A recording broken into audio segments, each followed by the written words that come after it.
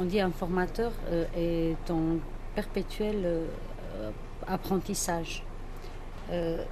Comment vous vous formez aujourd'hui? Alors, je me forme avec vous, je veux dire, avec les gens qui participent. Là, par exemple, depuis 3 jours, j'ai appris une ou deux choses. J'ai entendu, tiens, jusqu'à maintenant, je n'avais pas fait ce lien. Vous voyez, j'utilise un mot pour cela, établir des reliances. Ça veut dire, entre un fait qui est ici, un fait qui est là, établir un pont, une passerelle qui va relier ces deux faits et qui va faire qu'ils prennent soudain nouveau. Voilà. Donc, je veux dire, le processus de formation, c'est une mise au monde permanente. On se met au monde en permanence. Je ne suis pas tout à fait le même homme que j'étais il y a 5 jours avant de venir ici en Égypte. Voilà. C'est pas un changement bouleversant, c'est pas. Mais je me suis enrichi, j'ai capté 2 ou 3 choses qui. Tiens, ça c'est intéressant, de l'approfondir. Voilà. Donc c'est un processus en permanence. Ce qui fait d'ailleurs que la méthode ESPER, par exemple, que j'ai bien formatée en 1997, à travers un livre qui s'appelle Pour ne plus vivre sur la planète Terre, T-A-I-R-E, je fais un jeu de mots sur l'homonymie, eh bien, cette méthode, elle s'est déjà enrichie. Je pourrais presque écrire un deuxième manuel. Alors bon, j'écris de toute façon à peu près 1,5 livre par an, dont cette méthode, elle s'enrichit en permanence grâce aux stagiaires, j'ai envie de dire, aux découvertes. Comme un peu Freud, il enrichit entre ses premières découvertes dans les années 1900 et ce qu'il a découvert en 1913, en 1920, en 1937, 2 ans avant de mourir. Il y a toute une évolution. Il a même été amené à modifier ses concepts de départ. Vous voyez, il y a donc une inventivité permanente quand on est formateur et quand on est écrivain. À propos de l'écriture, puisqu'on aborde les sujets, j'aimerais bien savoir, je comprends qu'elle tient elle prend une grande partie de votre vie actuellement, de votre quotidien, et j'aimerais bien entendre une journée chez vous, classique, savoir comment ça se passe Voilà. depuis le réveil jusqu'au soir, quand vous ne faites pas des formations, quand Tout vous à êtes fait. chez vous. Chez moi. Alors, d'abord dire que je vis seul. J'ai une compagne, mais qui vit sur un autre territoire, que je peux inviter chez moi, je vais chez elle. Donc. Mais quand, dans ma journée classique, c'est seul, donc je me lève, et j'ai 75 ans, le corps se fatigue à 75 ans, les muscles, donc je fais des exercices physiques. Je fais ce qu'on appelle des pompes, je fais 100 pompes par jour. Tous les matins. Tous les matins. Des exercices physiques, je respire et je prépare mon petit déjeuner. Bon, je suis végétarien poisson, donc je mange plutôt des légumes et du poisson. Donc le matin, je mange des fruits et du thé. Ensuite, je fais un temps de méditation. Pas entre 10 minutes et disons 20 minutes, une demi-heure maximum. Voilà. Comme j'ai la chance de vivre dans une grande maison au milieu d'un grand parc, j'ai une petite salle de méditation isolée où je fais la méditation à la Salomé. Hein. Je suis pas bouddhiste, je suis pas zen. J'ai inventé une forme à base de respiration, de centration, et ça me va bien. Ça, voilà. Un peu comme si chaque jour, eh bien, je me rencontrais. Voilà, je me rencontrais. Ensuite, donc, j'écris. Voilà, soit je réponds à du courrier, soit je règle des problèmes par email, etc. et dont j'écris en permanence en fait. Hein. Des petits bouts de papier, une idée arrive, il ne faut pas la laisser échapper. Parce que les idées, c'est comme des bulles de rosée. Si vous ne la captez pas, elle s'évapore et après, où elle est, elle est partie. Donc voilà. Et je mets des fois au propre. Il suffit d'ailleurs que j'ai écrit 4 lignes la veille, je relis ces 4 lignes, j'en rajoute 5. Et c'est comme ça que une page d'écriture peut naître comme ça par apports successifs. Ensuite, je fais le tour de mon jardin. Bon, j'ai un grand parc, je suis un grand planteur d'arbres. Eh bien, je rencontre chacun de mes arbres, là, donc j'enlève les branches mortes, je fais le tour comme ça. J'aime beaucoup, voilà.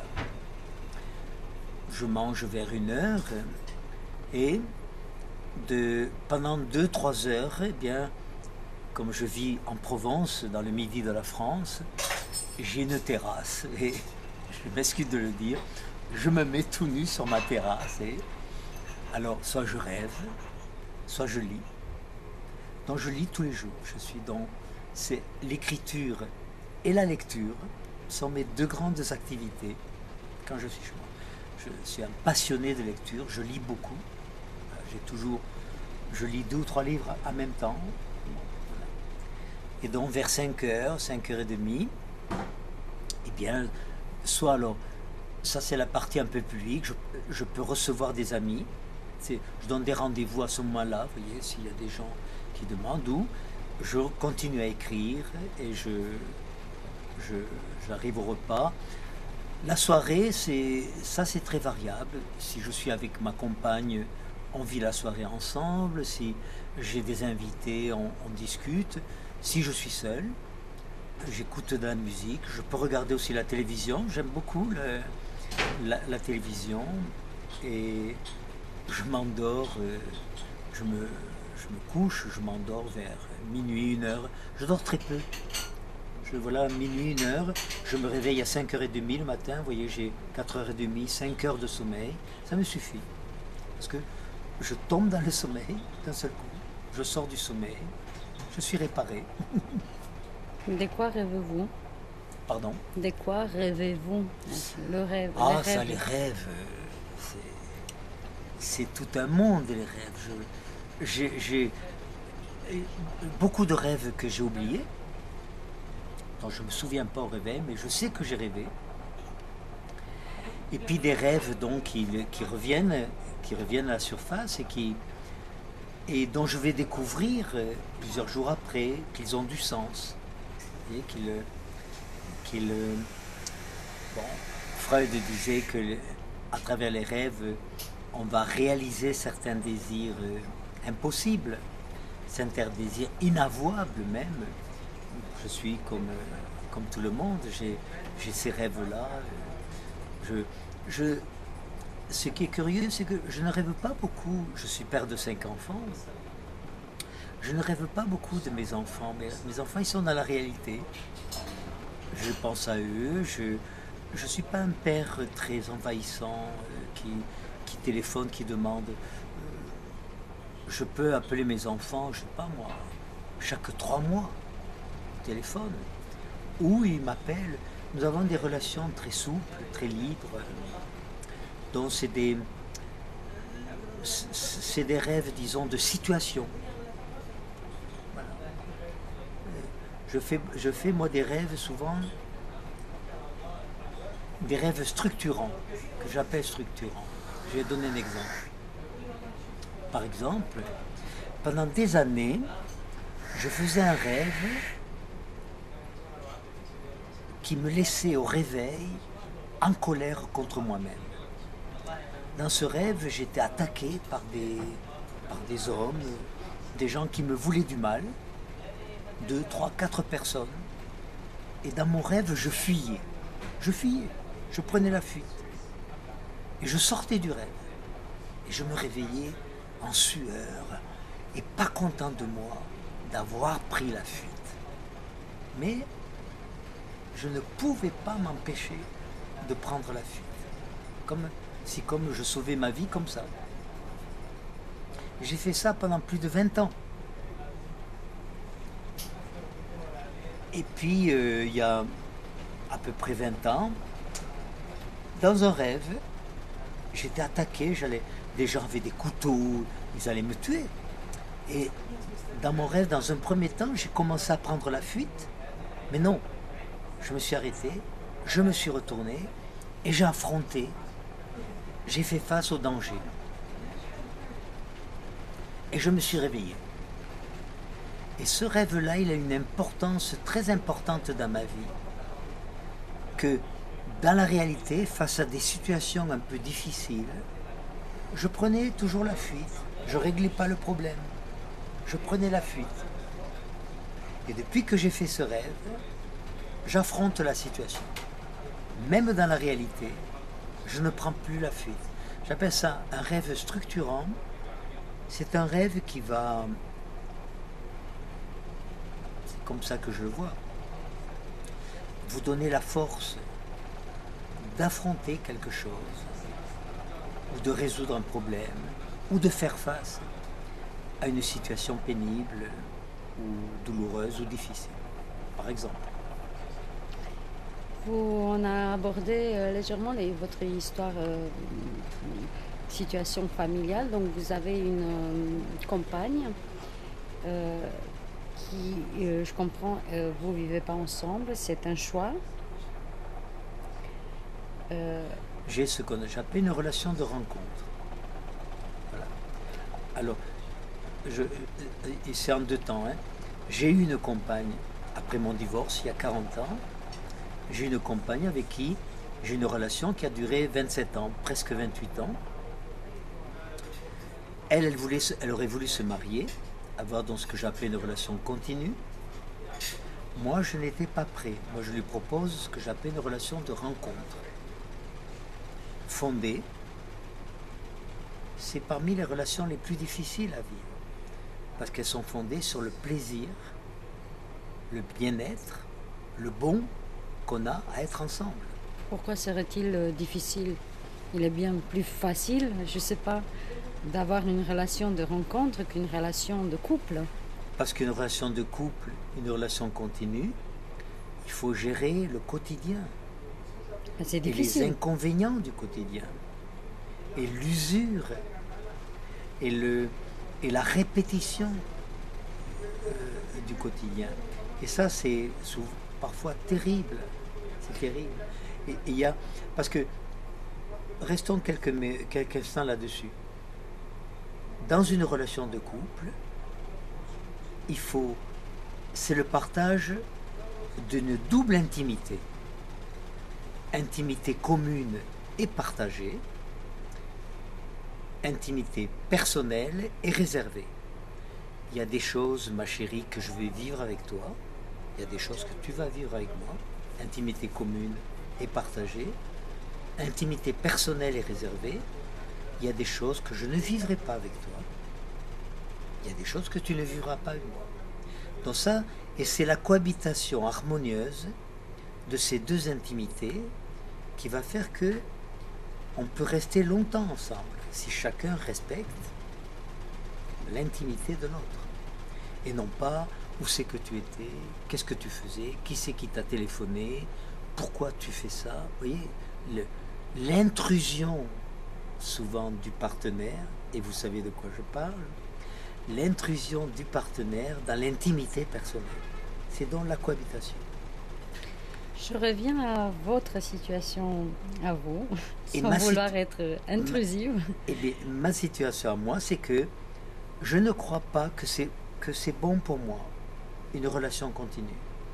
Je me sens pas, je sens que ça me contraint, que ça me limite, que je perds une certaine liberté d'être.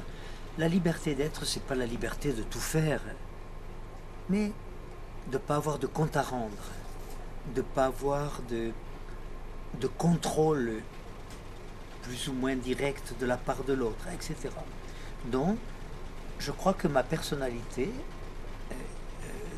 et si nous avons pu rester d'ailleurs aussi longtemps, parce que c'est ma relation la plus longue, 27 ans, Mes deux précédents mariages, ils n'ont pas duré. Un a duré 12 ans, l'autre a duré 7 ans, 8 ans. Donc 27 ans, c'est ma relation la plus longue. Et je suis persuadé que 50% des couples se séparent le jour où ils se marient. Ils ne le savent pas. Ils pourraient vivre plus longtemps ensemble s'ils acceptaient de vivre sur deux territoires différents. Et je rêve, voyez-vous, de rencontrer par exemple des architectes qui fassent ce que j'appelle des appartements bisexués. Un territoire féminin, un territoire masculin, un territoire commun. Parce que si vous êtes honnête avec vous-même, quand vous rentrez du travail le soir, vous n'avez pas toujours envie de rencontrer l'autre. Vous avez envie des fois de vous rencontrer vous. Donc il faudrait aller sur votre territoire à vous, passer mettons une demi-heure, 1 heure pour vous rencontrer. Quand vous êtes rencontrés, vous pouvez passer sur le territoire commun. Si l'autre a fait la même chose, là, vous vous rencontrez vraiment. Mais il y a 2 moments clés dans la vie de couple. Les séparations du matin, les retrouvailles du soir. On se sépare trop vite.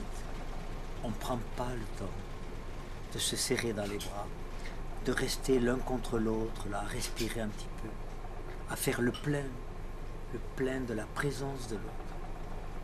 Pour partir, va se quitter pendant 8 heures. Et surtout le soir, prendre le temps de se rencontrer, de se retrouver, pour vivre cette seconde journée qui est une soirée, et ensemble, alors qu'on a passé 8 heures, 9 heures sans se voir.